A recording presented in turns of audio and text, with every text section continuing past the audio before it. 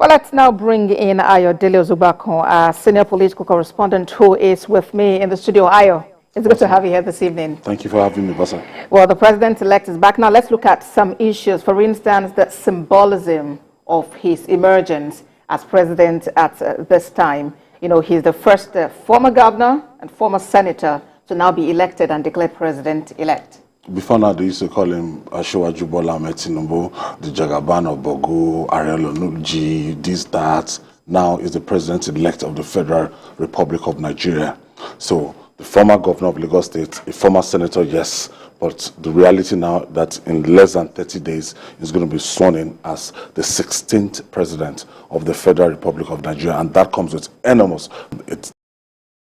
The Bola Tinubu used to know before is no longer the Bola Tinubu you know now, because I've seen power changing hand. I saw in 2015 when Modu Sheriff was a candidate, I escorted him to his polling unit to actually cast his votes. I knew immediately he won that election. I witnessed the change of guards. I witnessed the change of status. I witnessed how everything transformed from the liberal, free-talking Modu Sheriff to the very powerful ambience around Modu Sheriff. So what you're going to see with Bola Tinubu now is that change of protocol, change of security, change of everything around him is going to witness change. And as a matter of fact, he's not obliged to actually operate from the defense house, but as a matter of protocol, he might have to move in days ahead to the defense house before going to Asokoro. It's mandatory. We have to stay in Asokoro to be sworn in as the president after being sworn in as of the Federal Republic of Nigeria. So importantly, his supporters also should not take offense because no, he's not the person that you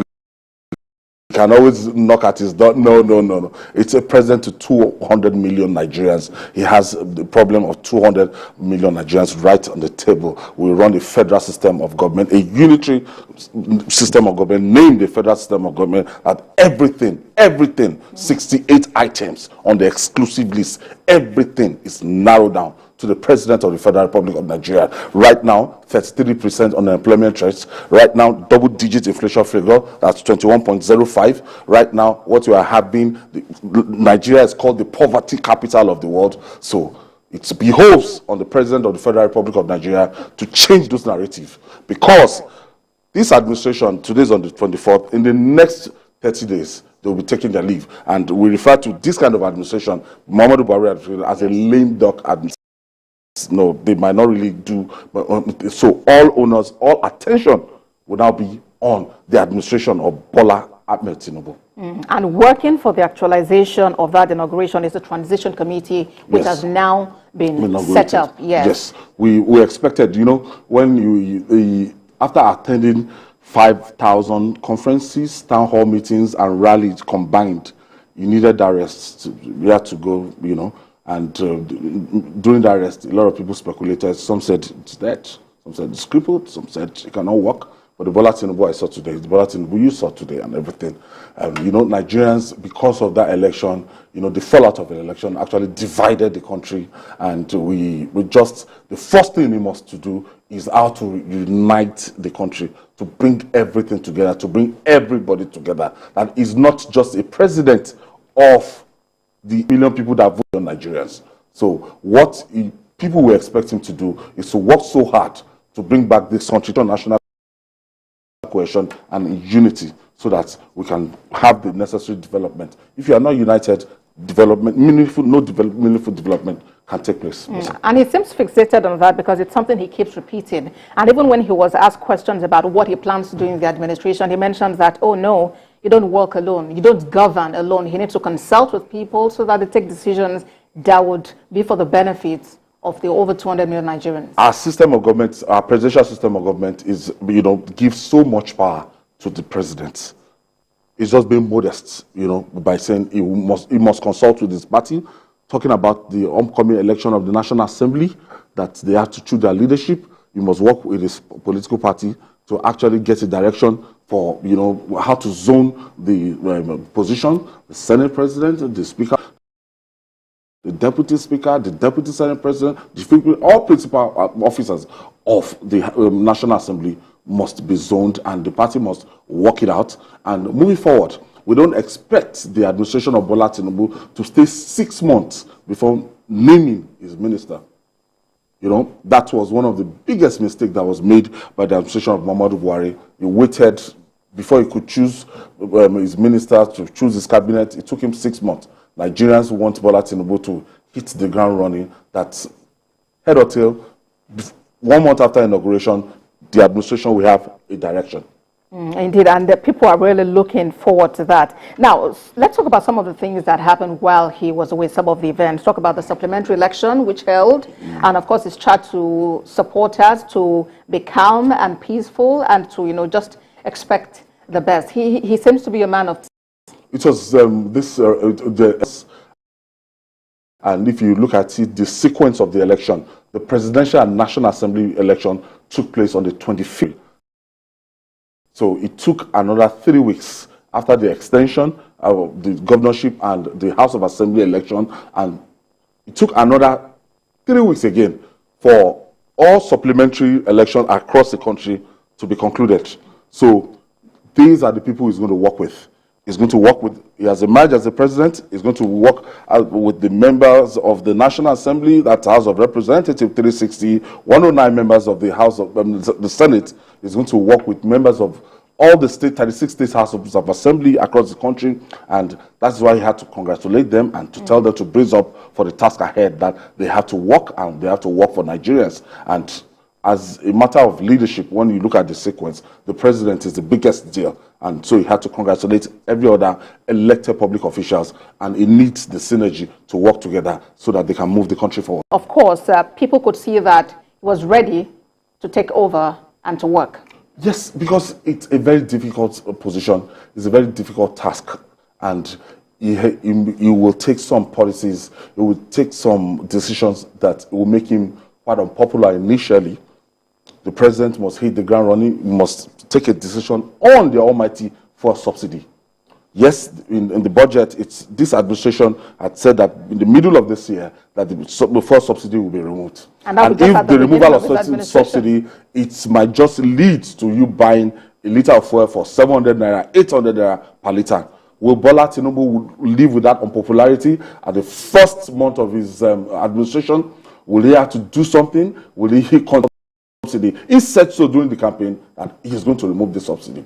How he's going to do the palliative and some other things, and some other difficult decisions will be left to Bola Tinubu days ahead of this administration. I don't envy him as an incoming president. He has a stable field up, and we have to just pray for him and just wish him well.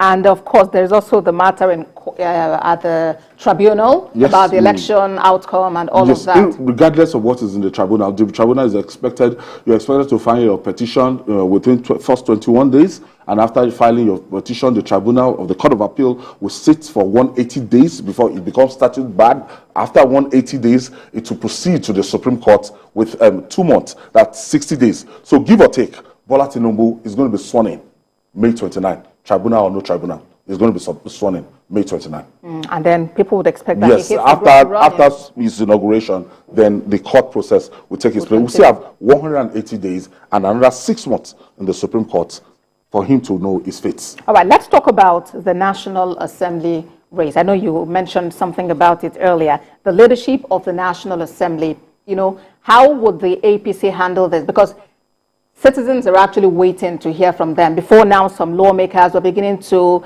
try to curry favors, trying to seek the support of people, but then the party needs to speak on which zone handles what seat. In order not to create a situation that happened during the 8th Assembly, the executive arm of government will need the legislative arm of government, as in a kind of synergy will be needed.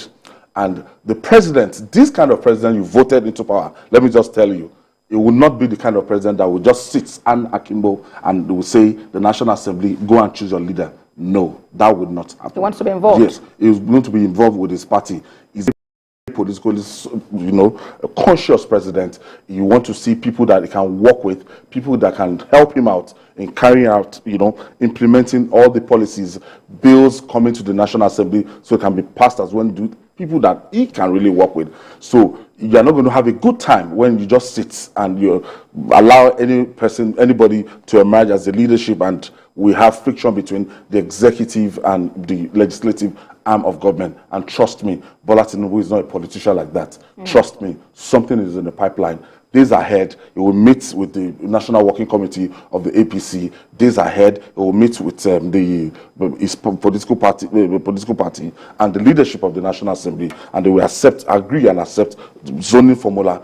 And at the end of the day, there might not even be an election for this position of the principal officer. It might just go on the way of consensus. They might just build consensus so that it's going to be rancor-free. At the end of the day, that's what I foresee. And I would really be on the most diverse National Assembly we've had so far. Yeah. Different political parties represented. Yeah, we're talking about diversity in the House of, in the Senate right now, if I'm not mistaken, out of 109, we have 52 senators.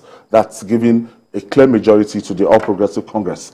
In the House of Representatives, if I'm not mistaken, again, we have 165.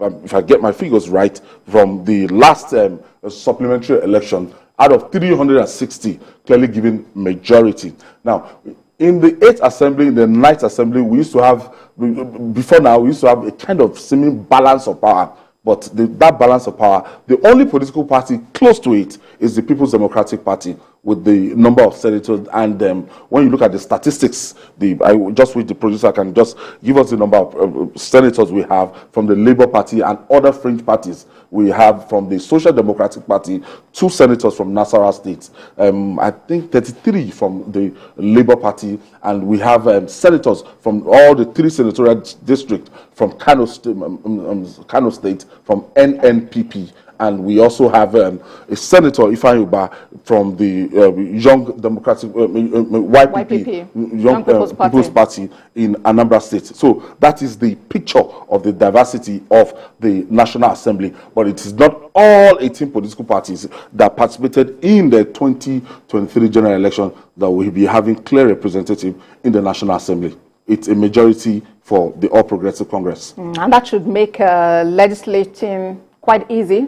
Quite easy, but a lot of people will tell you that for the principle of separation of powers, for there to be check and balances, we need, a National Assembly that will give the president a kind of run for his money. So not a rubber stamp kind of legislature. Yes, they don't want the kind of what they will tell you that Ahmed Lawal said if the president asks him to jump, that he's going to ask how high.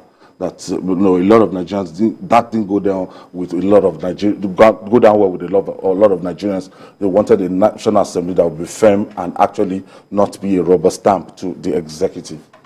Well, it's just about 35 days away, and Nigerians and the world actually will witness the inauguration of Asiwaju Bola Tinubu as President, Federal Republic of Nigeria. Ayodele Zubakon, it's been so nice speaking with you today. Thank you so much for your time.